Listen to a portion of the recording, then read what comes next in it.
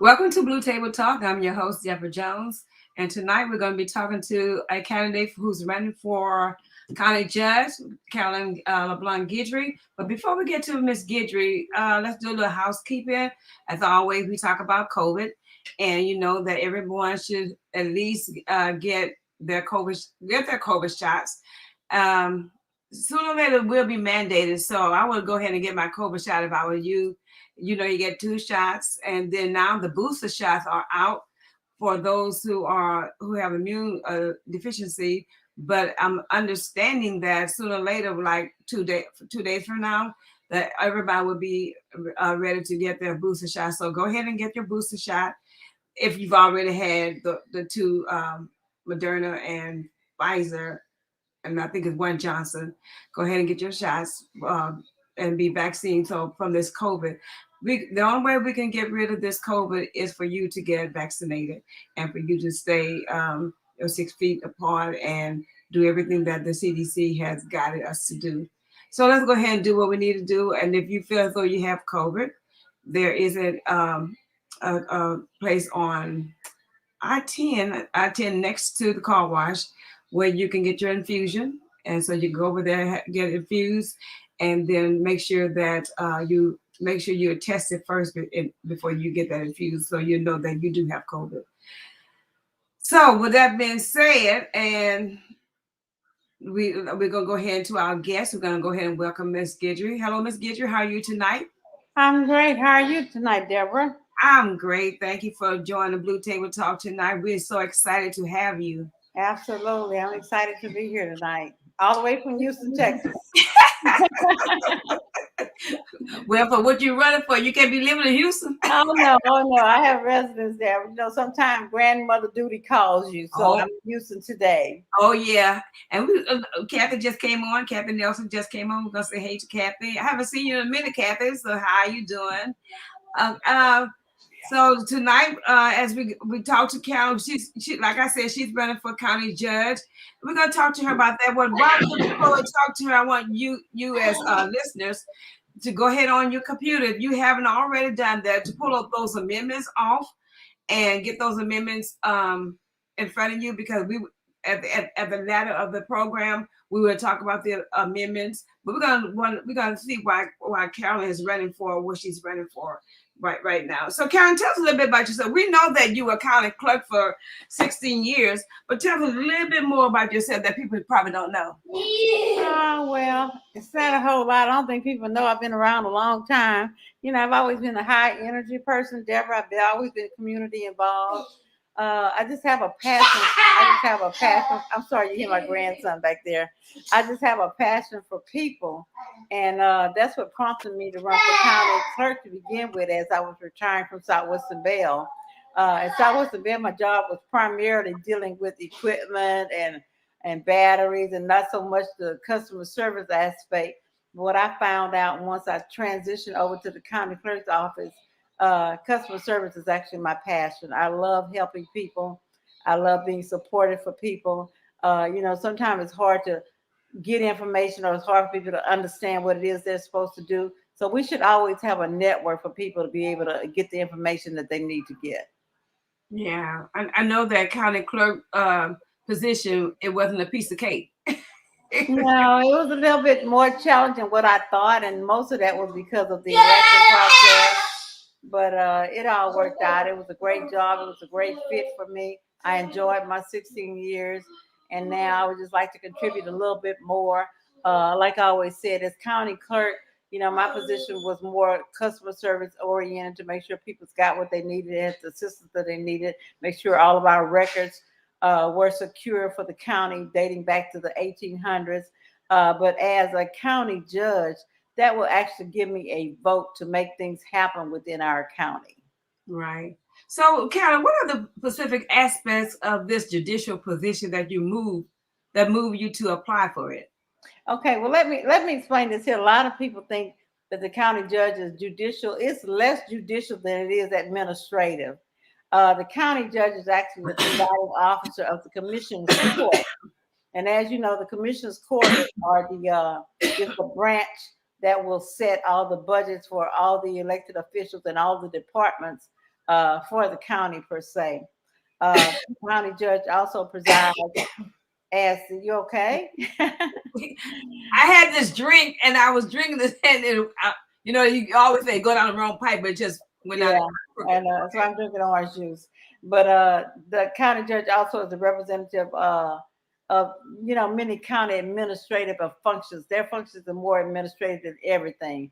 Now, when you talk about the judicial side, they do preside over the probate and the guardianship matters.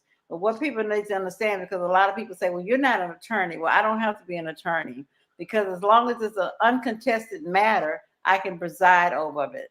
Any Mhm. matter that may be contested before my courts, whether it's a probate or a guardianship matter, then I would, of course, refer that to one of my district or county judges that they are attorneys and they would be able to hear those cases for me. So that's Yeah, probably the biggest difference. And then, of course, the county judges are actually over the emergency management. That is their primary manage. job in our times of disaster or whatever. They should be the head person that is making all decisions for the county, what's good for the county, what's good for the citizens and where we're going to be going and how to get people back. So that's very, very important. Right. Because I know, Carolyn, there were some people who came to me and said, well, she's running for county judge. Is she in the law? And, she deal with law? Or does she have a law degree or whatever? And Yeah. I just told her to read upon it. Yeah, but if you look at the requirements to run for a county judge, you do not. It does not require a law degree. In fact, I was looking at back some of the statistics. Probably about 12%, which is a low percentage of county judges, were not lawyers, Hmm. and they were some of our best Right. county judges that we have. So I think you have to have a passion for people, good common sense, and a good head to understand and comprehend things. As long as you got that, I think Right. I will make the excellent county judge. Right. And you've been into that position a long time. So I Right. mean, all is just a step higher. It's just a Right, step higher. exactly. Deborah, when I got to So when I got to county clerk's office, I didn't know the first thing about government because I had always been in right, the private sector with Southwestern Bell. I had been there 30 years, so my experience is right. more in the private sector and with the union affiliations and stuff. So Mm, it was a totally different transition for me going to county government. But I learned fast. I learned some things that I like, some things that I don't like, some things that I want to change when I get there. mm, But that's all in progress. That's right, all part of my platform of what I want to do. right. So describe an ideal judge. What do you think an ideal An judge is? ideal judge, I would say, would be a people person, a person that is a good administrator, a person that is a good team leader, but also a good listener, a Mhm. person that's willing to work within a team. I mean, a judge, you just can't be a judge alone and sit high. I don't believe in that sit high type of atmosphere. I believe in bringing everybody to the table and we work together because a good judge will make sure that everything is good for all the citizens of Jefferson County, not just for, say, Beaumont or Neyland or Port Arthur. It has to be all of our cities, all of our political divisions, all of our political subdivisions. We're talking about school districts. We're talking about drainage districts. We're talking about ports and cities. That's all a part of the county. So the Mhm. county judge need to be inclusive of all of those entities when they're making decisions. It shouldn't Right, be a decision just based on one little area, what's good for one area. It needs to be a decision based on the good of the entire county. Because of course, when our cities and our political subdivisions grow, then we grow as a county. I know it's one thing that when we have hurricanes or bad weather, the county judge take part in that, Right. and The he county tell. judge is supposed to be the chief coordinator for emergency management. Mhm. Right now, we do have an emergency management director, but the judge is still above him. And I think that is the judge's responsibility. What I would like to see going forward is that we implement some new programs so that when we busing our citizens out of here, Deborah, is that we can make sure that we're keeping account of who's leaving, where they're going, and how are we going to get them back. It shouldn't be up to them how they get back. If we sent them out of here, then we should be responsible for getting them back to their homes here in Jefferson County. once the disaster is over with. So I Mm-hmm. like to implement a plan so that when we start doing emergency management and we start having to get people out of the county for their safety, that we can also track them where they are, where they're going, where did we put them, and are they ready to come back? Mm-hmm. Yeah, because as you know, at one time, Port Arthur had lost a lot of citizens during the last flood that they had, and they were down. But I'm glad to say, with the new census, their numbers are back up, and Right. we thank God for that. But we don't want any of our citizens displaced, but we don't know where they are. So when we're talking about Jefferson County, we're talking about Neyland, Groves. You're talking about Beaumont, Port Arthur, Neyland, Groves, Port Neches, Fournette, LaBelle, Nome, China, and Beverly Oaks, all that area. It's all part of Jefferson County. That's part of Jefferson County. Because Right, you know, a lot of people when they get ready to vote, a lot of times they can't vote because we're in the city, that is a city election. So they can't vote because they're not in the city itself. right, But when right. you say county, that's a broad that's That's a broad. broader spectrum. Yeah, Right, right, right. exactly. So what experience and skills will you bring to the to bring to this position? Well, like I said, my experience mostly came from the private sector. I was with Southwest Bell for 30 years. I climbed the ladder, started as a basic service rep and climbed the ladder all the way up to a communication consultant in major marketing. I also worked on the equipment. I have a lot of experience, technical experience as well. I'm real good at troubleshooting and trouble analysis. I know all about the mechanics of batteries and diesel engines, rectifiers, inverters, converters, which is all things that we need for emergencies when they come up, to be able to suffice and have power and stuff when energy goes down. So I'm very versed on things like that. Also, my assistance doing emergency management for the last 16 years when I've been county clerk. I have been here through every disaster. In fact, it was mandated because anytime the judge had an order or anything to write, we had to make sure that we had to be here to post those orders and get it out to the public. So I have not been an away type person during our emergencies. I have been here on the ground through all the hurricanes, through all the floods that we've had. At one time, I thought my office was going to cave in with me if we have so many windows and stuff, and that wind was coming so hard off the port, it was unreal. Mm-hmm. But that's some of the things that I did as emergency management. I think I will continue to do, of course, as county judge. And then, like I said, I've been through them all, whether it was Rita, Ike, Harvey, Melda, Humberto, Eduardo, Gustav, Ida. I Yeah. mean, and the ice storm. So you name it, I've been through Right. it, and I've been here. I'm not one to run if there's a disaster coming. I'm here to stay and stay on foot. I worked at the Emergency Management Center for the first storms. After some of the storms, I was out in my county truck giving out water to seniors that could not get out their house and stuff like that. So I just believe that we are public servants and that's what we're here for. So I would definitely be available for anything that comes up. I'm not one to run. I will be here fighting with who's ever here, here in our county. Right. Right. Okay. So let me talk to the listeners. Everybody, if you're listening or you're on the podcast, make sure you take your share button and hit share so you know everybody know that Carolyn LeBlanc Guidry is on. She's running for a county judge, and we're gonna. And also, if you have not pulled those amendments off, you know we're getting ready to vote in a couple of weeks. On the amendments, and if you have not pulled them off of your computer, go ahead and pull them off because we're going to talk about them tonight also. Okay, so Kathy Nelson says you make the position work for everyone. And so she's also said she has great interpersonal skills.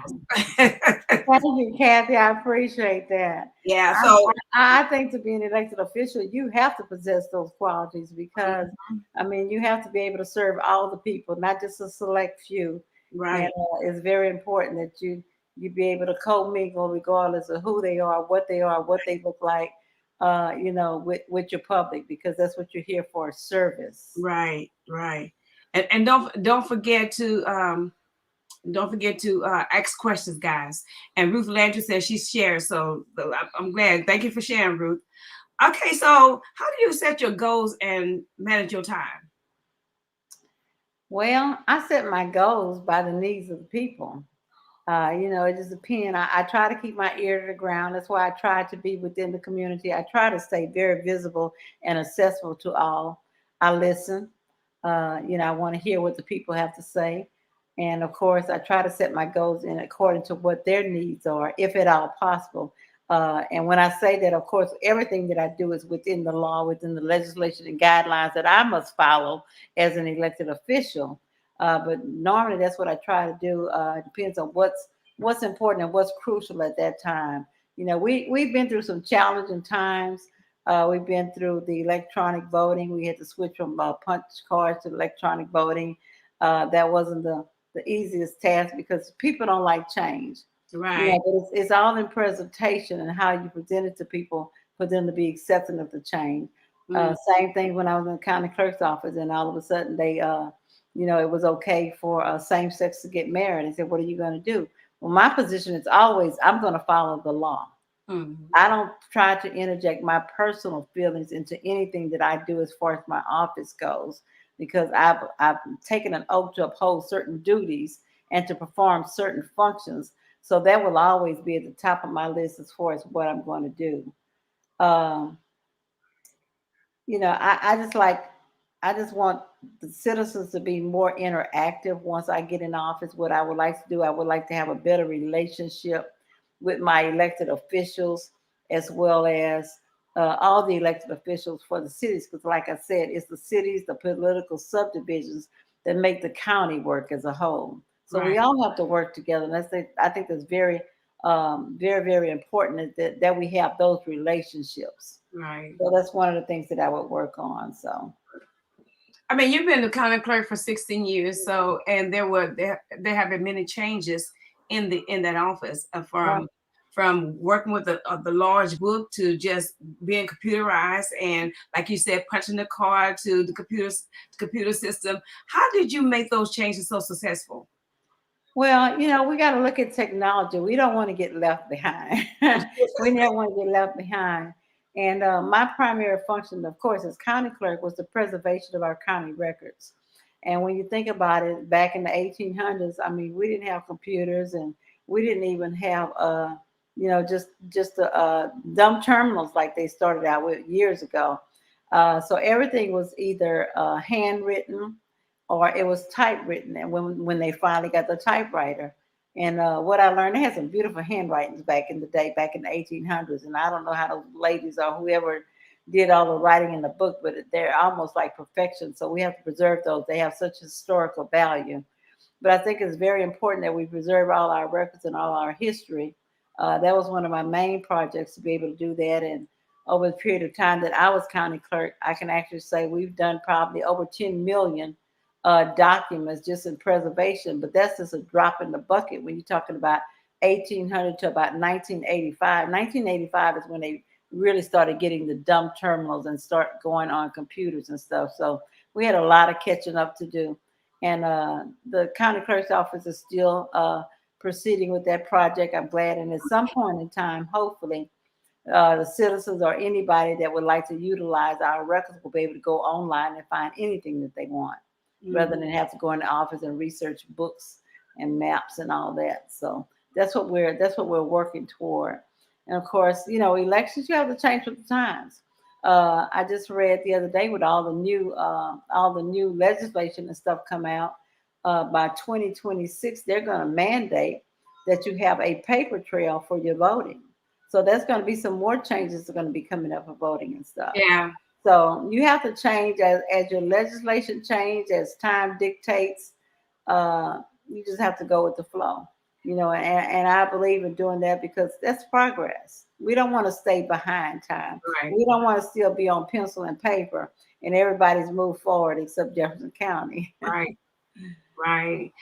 You're running for a county judge. You're gonna come against a lot of dispositions and oppositions. So Absolutely. so give me an example of when you resolve a challenging situation. You learn from that mistake. You led your team to success, and you manage a difficult colleague. Well, like I said, the process of elections has been very, very difficult because, of course, you're dealing with both parties, and that's our job to deal with both parties. It's never a problem. because everybody has a right to vote. But sometimes there's always a conflict, and there'll be a conflict between the election workers themselves. And I think, Deborah, you may have had that experience because I appreciate you work the polls, and I really appreciate that. Anybody that give up their time to volunteer to work for the polls, because, like I said, it's really a thankless job because what we pay, we couldn't get good workers to do that. But there's always a conflict at the polling location. So you kind of have to be the peacemaker. So, my job is not basically to take sides, but to get to what is the problem? How can we resolve it? And how can we move forward resolving that problem? I don't like a whole lot of conflict. I know they said when I first got to the county, they called me a troublemaker. I'm not a troublemaker. But what I do is that I have an opinion. I don't necessarily go along with everybody. I try to get along with everybody.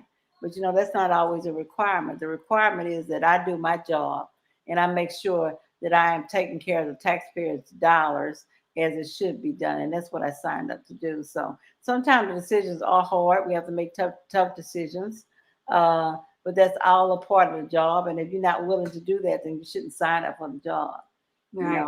I'm not here to be a You people. can't please everybody. No, you never please anybody. I don't care who you are. You never please everybody.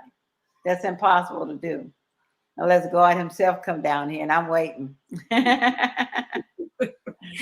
Yeah, you can't please everybody, and I know it is a difficult task. Like you say, I do work with the public, but I'm a people person, Right.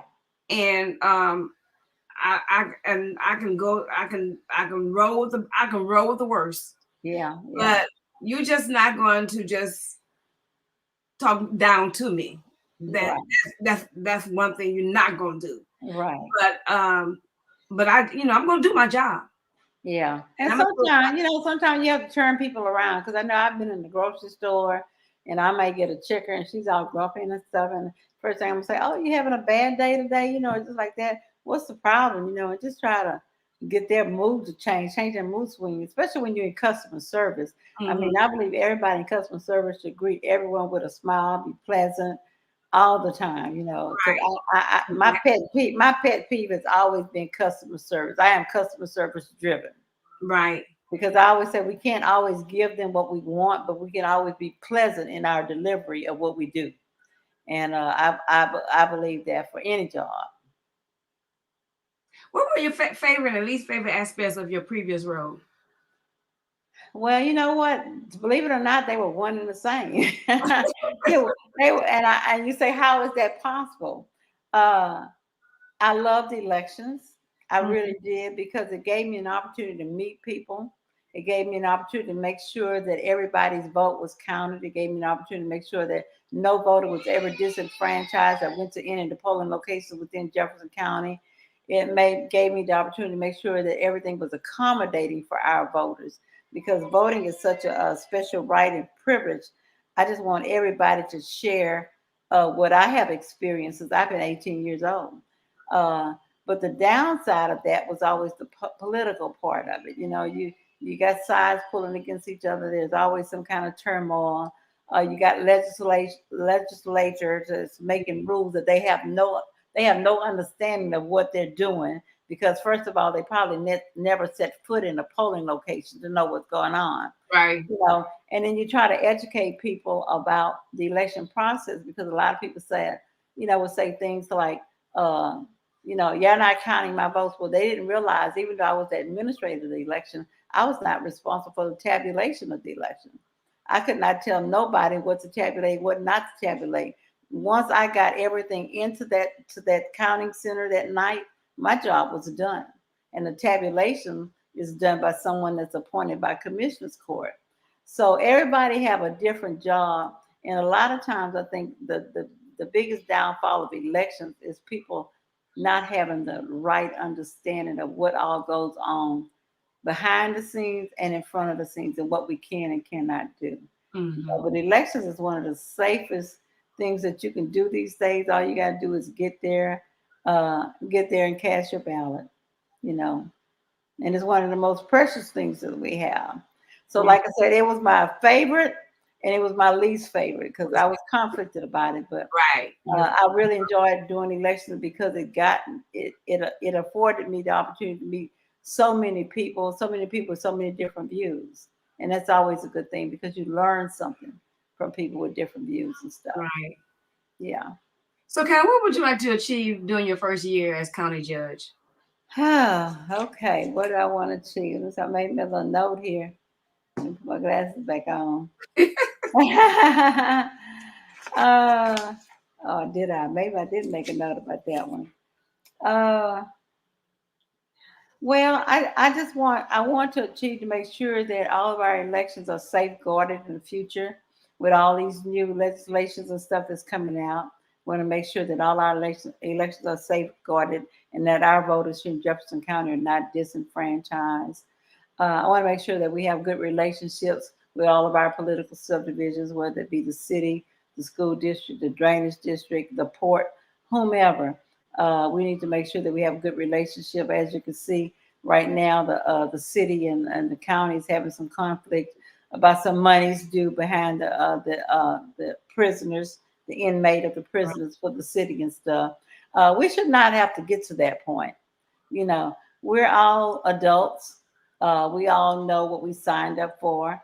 There's a contract in place, and things like that should have been worked out. And it should not take 10 years to work out something like that. So, I mean, all of a sudden it's important because here it is 10 years later, you've been fighting the same battle. Mm-hmm. Well, it's time to get something done about it, to come to the table, Love it.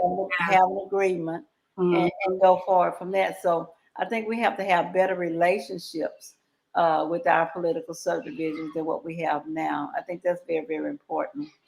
And, last but not least, like I said, emergency management is high on my list because I want to make sure if any other disasters come up for Jefferson County, that we're not just displacing our citizens to get them out of harm's way, that we know where they are, we know they're being taken care of, and we can always make sure that they get back home and not so much on their own. Not that I done put you over there and I get back the best way you can. It shouldn't be that way. If we sent you out on the bus, we should be able to bring you back the same way we sent you out.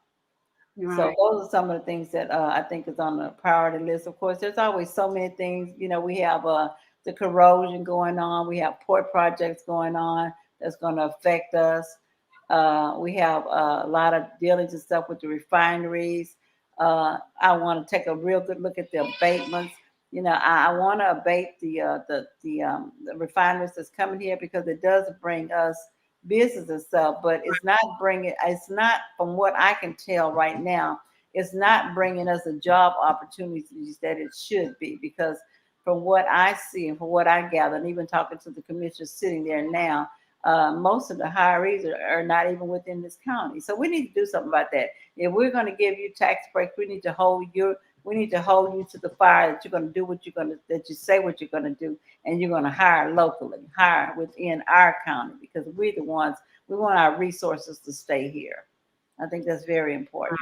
Right. So when we talk about the county judge, as far as pyramid wise, county judge then mayor or mayor then county judge? Well, the county judge is a whole different level because the county judge is over all the different political subdivisions, whether it's the mayor over, and he has no authority over them. Don't get me wrong, he's just the chief officer for the entire county. But Right. underneath him sits all the mayors, all the councils, and the commissioners court. Mm-hmm. Right. Okay, because I never did understand that part because I was always wondering why the county judge would come on and say this is what need to be put in place, blah, blah, and why didn't the mayor come on and say that? You know what I mean? It depends on whether or not we're talking the county as a whole for everybody, or we're talking one particular city. If it's something that Bowman needs to address, then I would expect Mayor Mouton would have addressed that. If it's something for Port Arthur, I would expect that Mayor Barchi would address that. But if we're talking something that affects Bowman, Port Arthur, Neyland, Port Neches, and everybody, then the judge resides over the entire county. Right. Right. So that's where he comes in. So one more question: what have you been watching or reading recently to prepare you for this position? Well, I'm just always paying attention to what's going on around us. Like I said, I've been looking at what's in the news about the jailhouse and stuff. We had an issue a while back about the constables. I think at one time they were talking about downsizing the constables. I always believe the constables have definitely been value added within our county. And there's always been a conflict between the constables and the judge for some reason. Just things like that I pay attention to. I've been reading up on, our erosion process and stuff like that and where we are as far as that go because it's a lot of things to dive into. But all I can say is that I'm willing. I don't mind reading, and I'm definitely up for the challenge. So whatever it takes, I'm going to figure it out and do what's ever best for all the citizens of Jefferson County. One of the things that I want to focus on, of course, when we talk about what's important right now, COVID is important. I know Mm, they say our numbers are going down by a yes, small margin. I yes, can't tell from all the funerals that we've had lately, especially double funerals, yes, young people dying and stuff. And I think we as a county could take a more aggressive stand as far as immunization and stuff. Uh, Ermeline and I have talked about it, especially for the school district. Maybe we need to give these kids some kind of incentive. I mean, I'm willing to do something like put $1,000 in for a drawing for everybody that has their COVID shots. You get a ticket to put your name in this drawing, for Christmas or something like that. But we need to do some incentives to get people enticed to get out and get their vaccination. And like for me and you, as old people, we need our boosters as well. So, right, but I think we need to be a little bit more aggressive when it comes to COVID. Um, you know that will be part of my platform going in. If we are where we are now, I don't know. It doesn't look like it's improving a whole lot. So that would definitely be a part of our platform. right, right. I Yeah. mean, What can we do to assist everyone to everybody, understand how right. important it is to get your shots, how Hmm. important it is to get vaccinated, how important it is just to wear that mask when you're out and about. And it's And very, what very important, especially in the school system. Yeah, yeah, Because these, especially with our children and stuff. Why take a chance with your children? I mean, right, you know, yeah, I saw that mother on TV the other day when you talk about what do you do. I look at the TV and her son, 20 years old, died. Didn't make it to his 21st birthday, which would have been in March. A nice young man that liked to get out and help people, work in a food bank and stuff like that. And 20 years old died with COVID because he had been putting off to get his vaccination. right, We shouldn't put off today what we can do. I mean, don't put it off till tomorrow because you know what? Tomorrow is not promised to us. So for those of you that believe, and I'm a believer, mm, we're not promised tomorrow. So right. you live every day like it's your last day, and that's why you should do unto people as people do unto you. I mean, you got to be fair with people. Or before they do it to you. Yeah, well, I wouldn't do unto people what they do unto me, but I always try to take the high road. Let's take the high road. That's what I was saying. Yeah, Let's yeah. always take the high road. Let's be fair. Let's be fair. Let's be fair. Exactly. Exactly. Exactly. So now let's talk amendments. Everybody know that we have an election coming up real soon. The early vote is October 18th through the 29th, and election day is November 2nd. And during this election, they're only gonna talk about the amendments, and they have 8 amendments coming up. So we're gonna talk about those amendments, and I want Carol, if it's okay, Miss Guidry, that you can give us some input on it, your Right. opinion, Well, your they're pretty much self-explanatory, Deborah.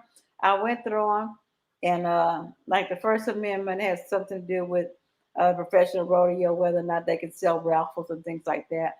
But things like that don't really affect a whole lot of us. It's good for the rodeo association that's able to do things like that. So we certainly don't want to handicap anybody from making money that benefits the public because they do give back. I must say right, that.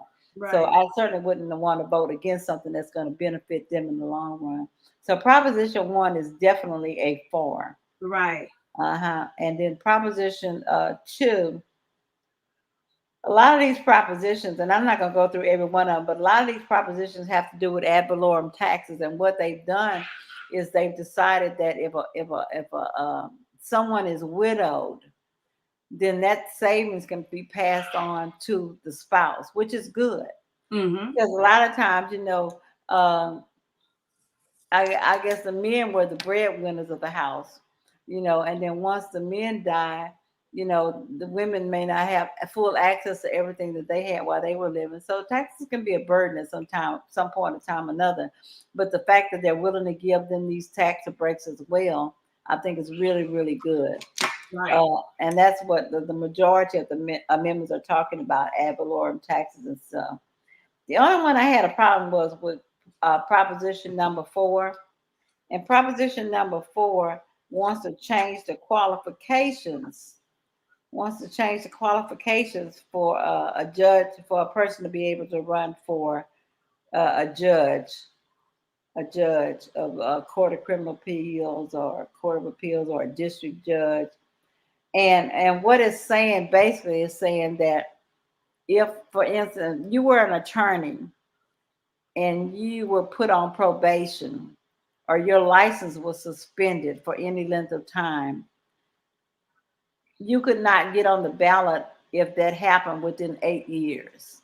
You have to wait until the 8 year, I think it's 8 years have expired Mm-hmm. before you would be eligible to be on the ballot.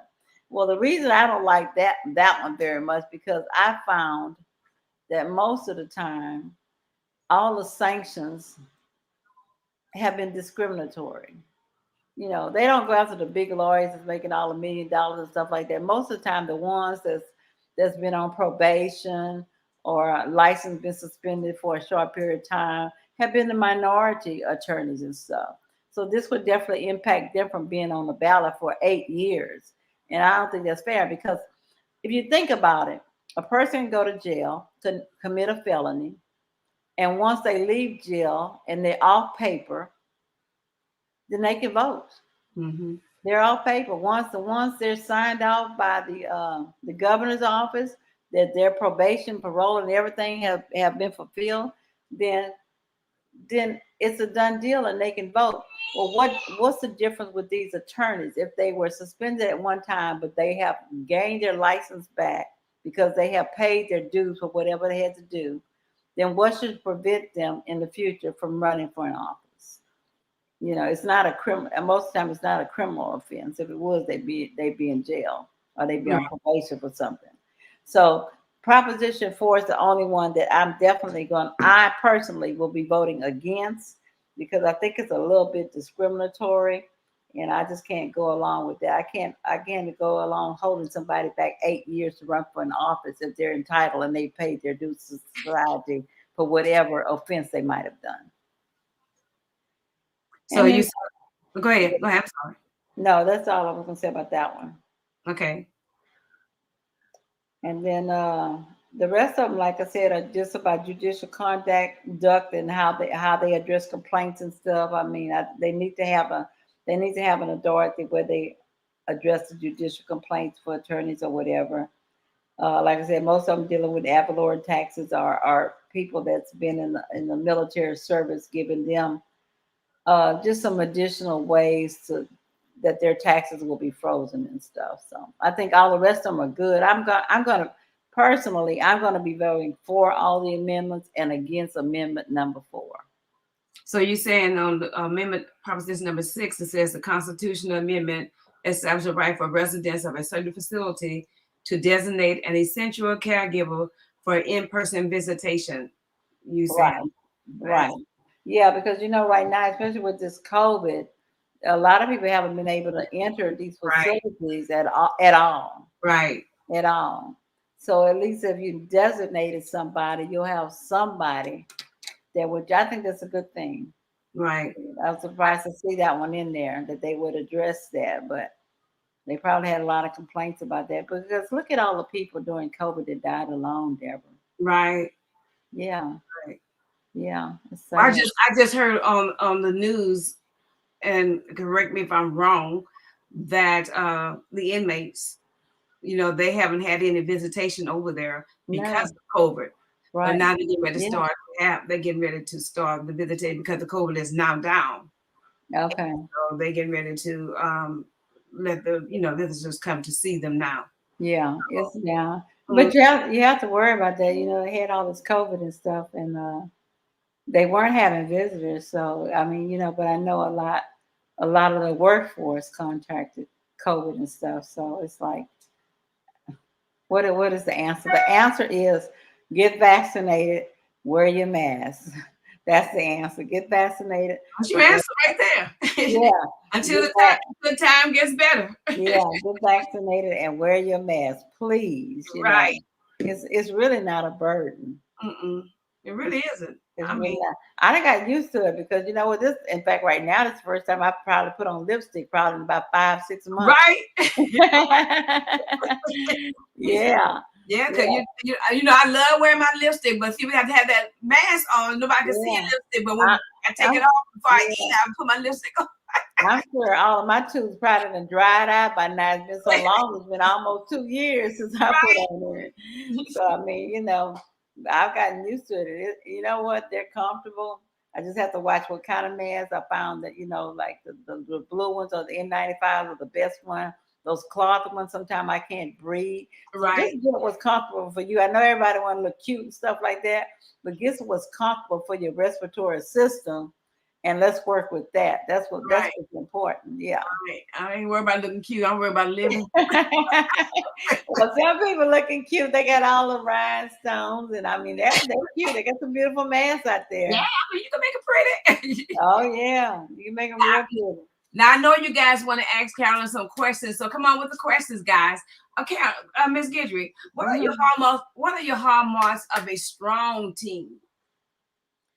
Uh, Everybody wants somebody strong on their team. oh yeah. Well, to me, a strong team takes a strong leader, and that leader has to be someone that's willing to listen, willing to compromise, and willing to make changes if necessary. You most people will follow you.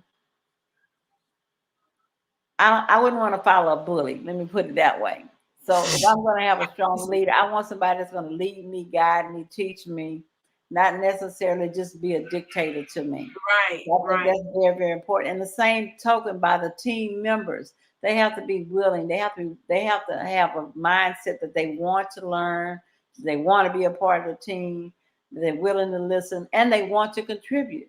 And contributing is always a good thing too. So to me, that's how more of my team. I've had a great team in county clerks. I've had some great people working with. I've always talked about my chief deputy Teresa. She's like my right hand, and a lot of things I couldn't have done without her because we made a great team together. We mm-hmm. were a type of team that one didn't want the other one to get in earlier than the other one. She get there. I get there at 6:30. I find out she been there at 6. I'm like, hold up.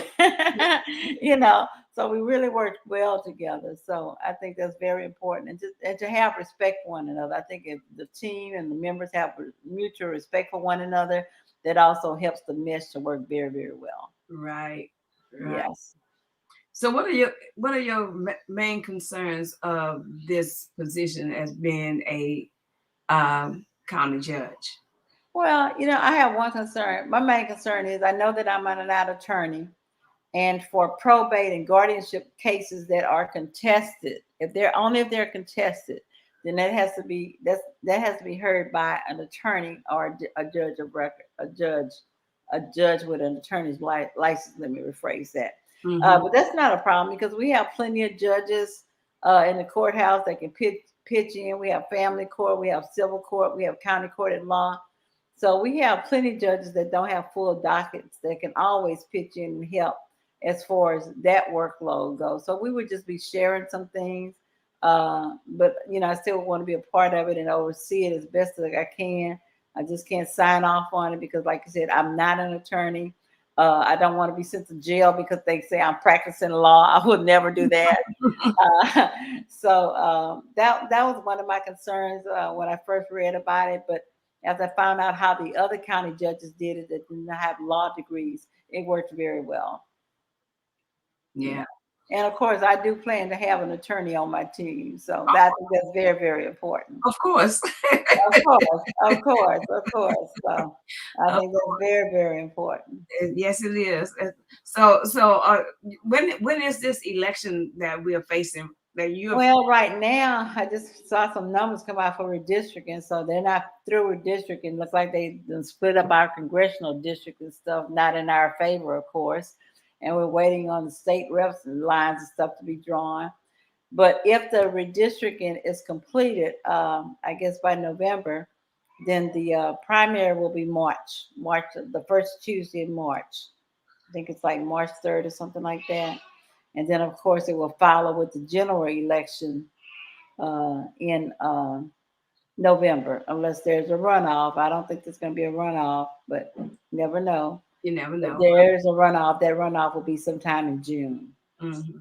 Right. So But the main election will be in November, the first Tuesday in November 2022. okay. So what takes place in March? March is the primary. That's when the Democrats have their primary and the Republicans have their primary to decide who do they want on the ballot in November. Mm-hmm. Okay. Right. Who is their choice for their candidate in November? Because only one person going to make it.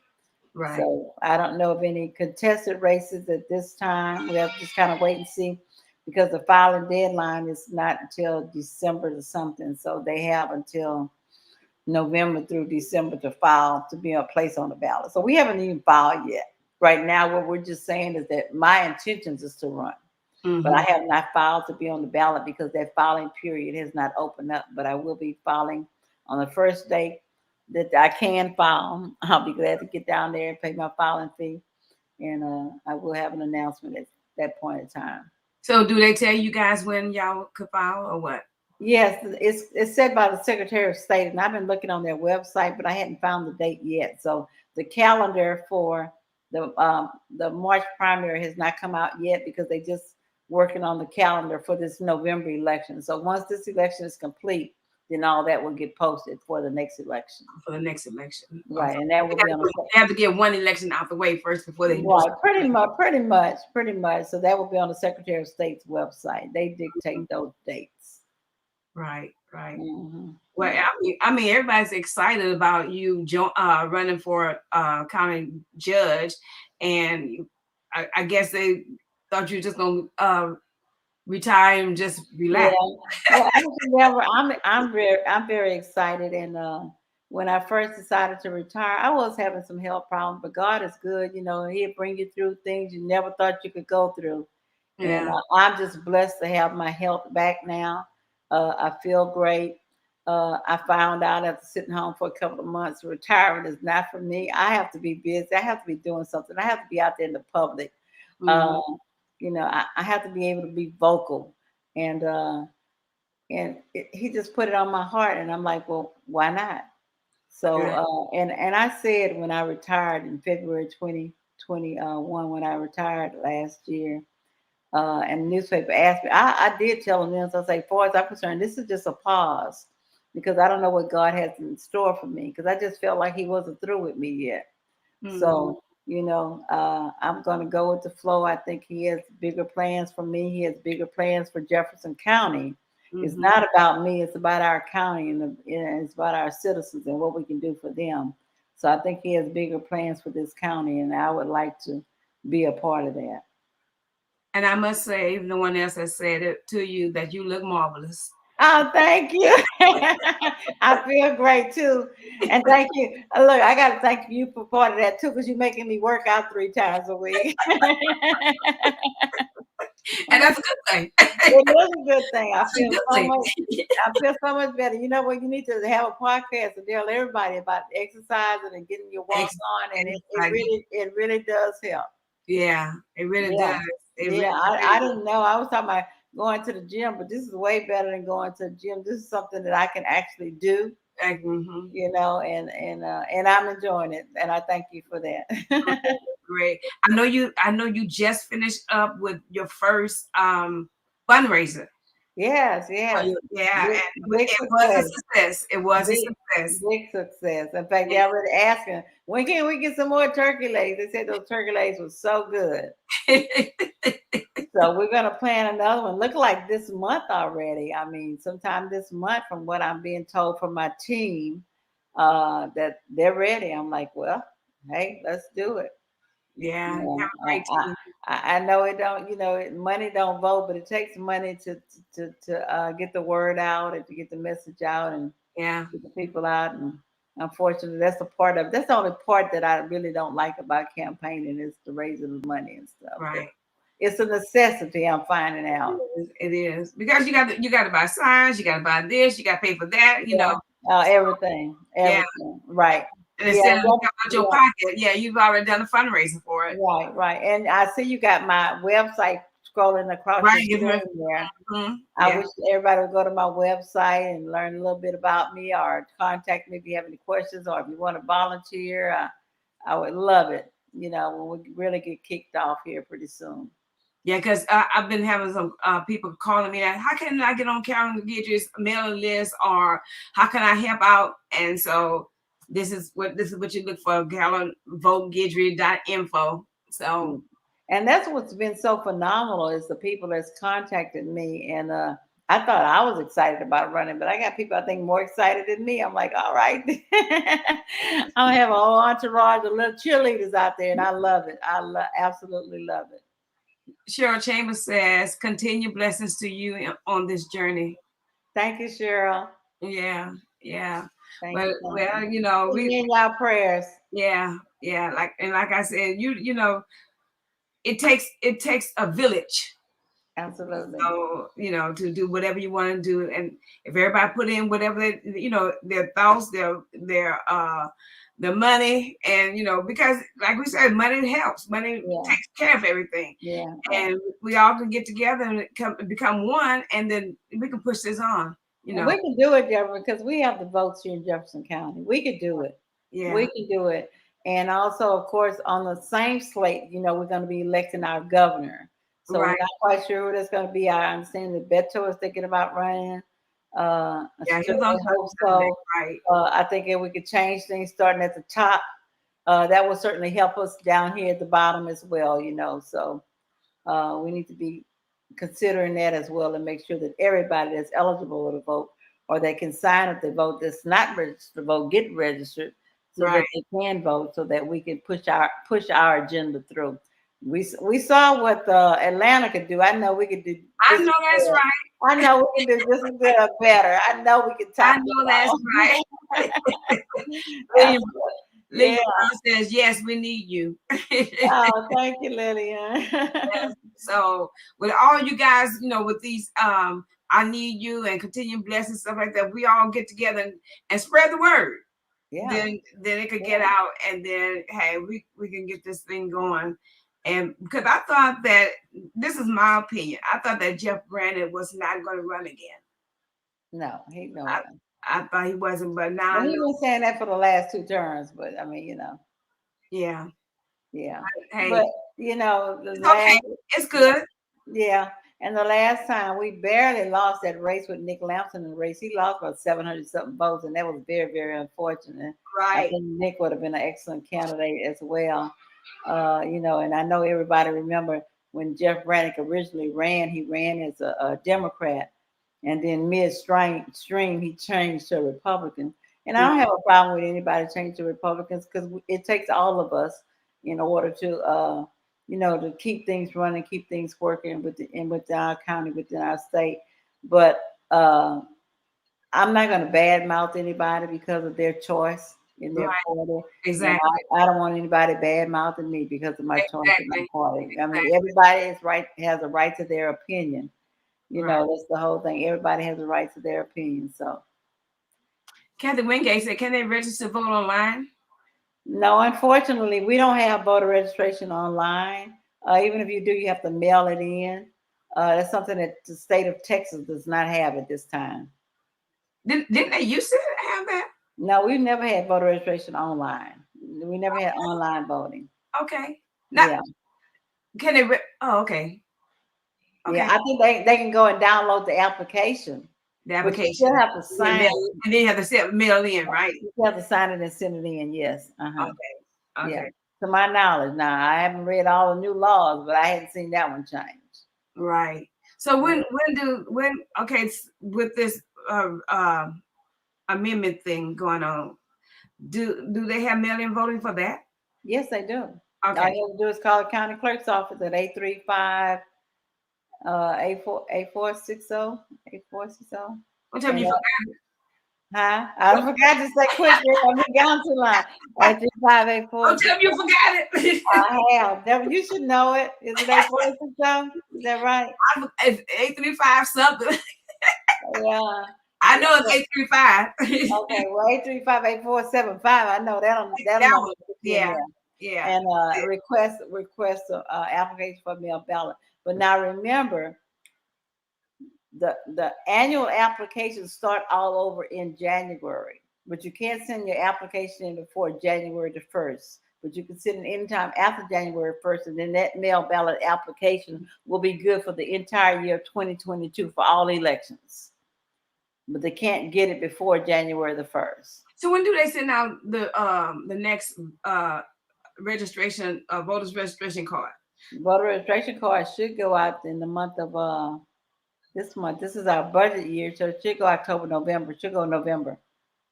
The new card should go out in November. Okay. Mhm. So when they vote, they can, and then I'm just like for plug because I already know this information. When they vote, they can use any card or they have to use a present card. No, you got to use a form of photo ID. Yeah, you got to use the photo ID. Unless you don't have a photo ID, Right. then there's other stipulations, but only if you don't have a photo ID. Right. Yeah, you got to have a photo ID. So I mean, your registration card is good. It tells people that you are registered in case they can't find you in the database for some reason. But it really has no great value because you still need that photo ID in order to do it. Right. Uh-huh. Okay, so what happens if the photo ID expired? How many years you have? Well, if you over 70, I have to look at it, Deborah. You asked me a question, I have to go to the Secretary of State website. But I think if you over 70, it can be expired. 6 years, huh? It's a certain age. Yes. If you're over a certain age, your ID can be expired and you can use it. Right. Right. But all of that is on the Secretary of State website. And then you running for county judge. Yeah, how soon we forget, huh? Your county clerk days are over. Oh my God, I'm telling you, it look like it hasn't been that long, but how soon we forget, huh? I know. You know, sometimes we got to put that on the back burner. But let me tell you, I do take my Prevagen every day. Yeah, I yeah. do. I take my Prevagen every day. For all of you out there that thinking y'all still bopping, I'm taking my Prevagen every day. Yes, yes. I think it's helping for the most part. Oh, it is, and it does help. It does. Yeah. I know a lot of people that does take that, and it helps them. Yeah. Know? Yeah. So I have a sister who takes it. She says it's good. Yeah, so. I'm swearing by it. I'm taking mine every day. Mm-hmm. So. Well, if there's no more questions online or whatever, the time has come when we're gonna have to say goodbye to you and goodbye, but not goodbye because I don't believe in goodbye. Okay. It's time. See you later. Want to see you later? You're gonna have to come back on when it's close to election time. Oh, absolutely. So, yeah, when it's close to election. I just want people to know that you are running for a county judge, because some people did not know that. So now I could put a face with a name and everything. Right. So you know, even though you was county clerk for 16 years, they say, well, I don't remember her. Okay, this is Kedrick. How soon they forget? You know, right? Oh my God. Oh my and she's running for county judge next year, 2022. And we would like your support. We like your support. And when we out there doing our little fundraising stuff like that, we like you come by and help us out. Help us out. Real soon. Real soon. Real soon. Real soon.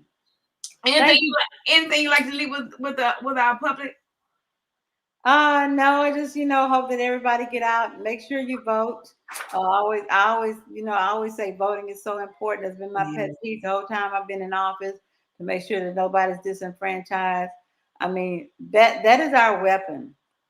That is our weapon, and we need to learn how to use it. Right. Trust me. And they are intimidated that we have started using our weapon. Yeah. I was laughing about Atlanta earlier, but that's serious. It's serious business. Look at what Atlanta did. They showed them what they could do, and they didn't like it. They don't like it. They don't like them when you show them what you can do. So let's use our weapon. Our weapon is our vote. It's Mhm. precious. You know, our ancestors fought for it. They bled for it. They died for it. Some of them even died for it. So Right. we need to make sure that we don't take that for granted at all.